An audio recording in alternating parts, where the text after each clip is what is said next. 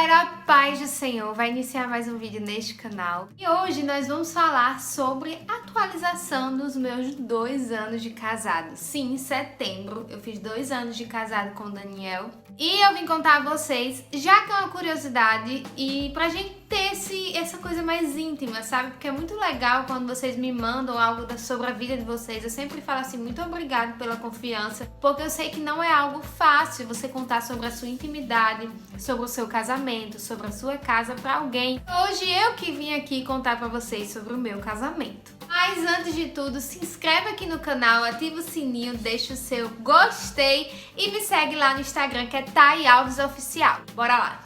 2 anos de casada, 5 anos com a mesma pessoa. É o maior tempo que eu passei com alguém. Se bem, Tainá, que tu passou 1 ano com um menino que... Você não é tão experiente assim. Eu só tive um relacionamento antes de Daniel, pra quem pergunta, e faz 5 anos que eu tô com o Daniel. Então assim, a gente tá tendo uma experiência de tanto tempo junto, né? Pra mim já é um bom tempo junto, é um tempo assim que você realmente conhece a pessoa, pelo amor de Deus. E aí a gente completou 2 anos de casado agora em setembro, como eu falei a vocês. E gente, se você assistiu o meu vídeo de 1 ano de casado, eu vou deixar aqui em cima, onde é que eu acho que é aqui. Você vai aqui, aperta e vai lá assistir e conferir esse vídeo, porque eu vou dividir com vocês algo bem vulnerável lá e hoje aqui provavelmente também, né? Vamos lá. No meu primeiro ano de casada, eu morei perto dos meus sogros. E no final do meu primeiro ano de casada, eu morei uns 2 meses e meio, 2 meses na casa deles. Tudo isso aguardando esse apartamento aqui, né? E aí a gente passou por alguns perrengues, algumas dificuldades de convivência, coisas que a gente teve que ajustar, mas graças a Deus hoje tá tudo bem. Mas na época foi uma barra bem chata de se passar. A gente tava fazendo o curso Casados para Sempre. Então assim, no curso a gente tinha casais, nós éramos o casal mais novo que estava no curso Casados para Sempre. E a gente via vários casais com muitos problemas de convivência. E quando eu olhava para Daniel, eu fazia assim, nossa, mas a gente não tem problema. Eu acho que Satanás escutou.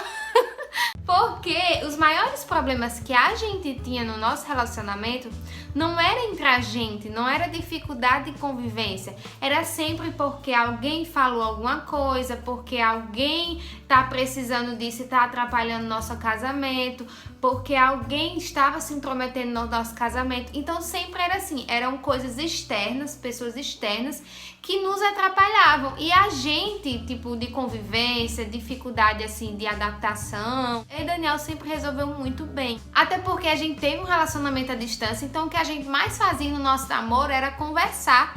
Então nosso namoro e nosso noivado foi assim, só conversa. Então a gente sempre conversou sobre tudo. Porém no casamento é diferente. Como a gente já tá 5 anos juntos, a gente já passou por algumas dificuldades. No namoro também a gente passou por algumas dificuldades.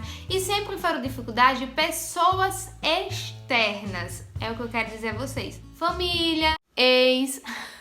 Mas a gente sempre conseguiu, com o jogo de cintura, fazer dar certo. E aqui no casamento, a gente chegou num ponto que a gente sempre olhava e dizia assim, nossa, a gente nunca vai passar por uma dificuldade. Só que o que você não sabe é que você vai passar por uma dificuldade. Não importa se você conversa muito, se vocês entram sempre em acordo, se vocês se parecem, se a vida de vocês é um final de felizes para sempre. Você vai passar por dificuldades, porque foi assim comigo também. Eu pensava que eu tinha tudo certo, que eu tinha feito tudo certo, e por eu ter feito tudo certo, eu estava isenta das lutas desse mundo. Só que a Bíblia fala que no mundo tereis aflições. Quando ele fala tereis, ele não diz só os solteiros, só os que casaram errado, só os que fizeram coisa, né, pecaram. Não, todos vocês tereis. O mundo tereis aflição. E aí eu não estou isenta, né? Então às vezes eu olho assim para as dificuldades do meu casamento e eu faço assim, meu Deus, e olha que eu fiz tudo certinho, tô passando por isso. Tu imagina quem fez errado, a consequência, como é que deve estar sendo o casamento.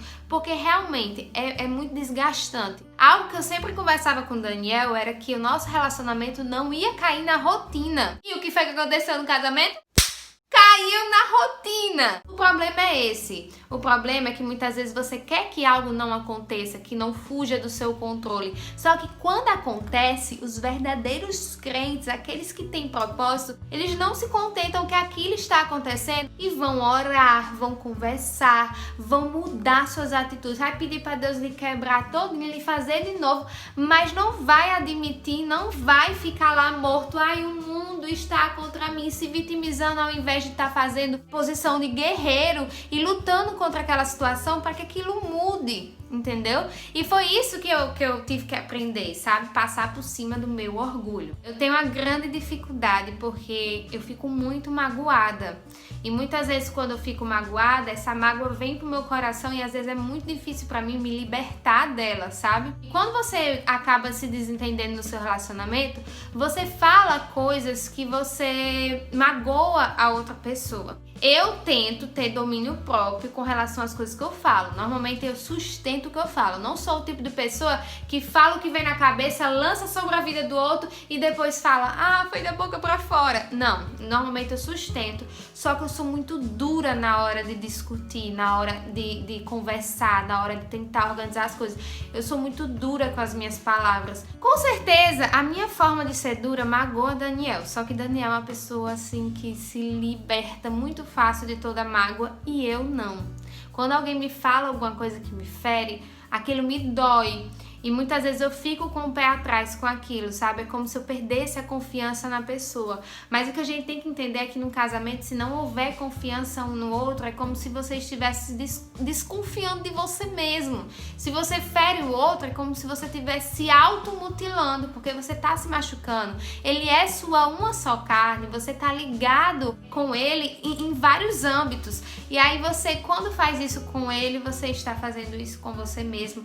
E isso são consequências que a gente vai ter que arcar. E aí, esse ano, esse segundo ano, nós pensávamos que quando viéssemos para nossa casa seria tudo lindo, maravilhoso, não teríamos a influência, a intromissão, não sei nem se essa palavra existe, de ninguém. E nós teríamos uma vida realmente de casal com a nossa rotina, onde a prioridade do nosso casamento seria um ao outro, sabe? Porque era uma dificuldade que a gente tinha muito grande. Quando a gente casou, a gente não sabia se priorizar.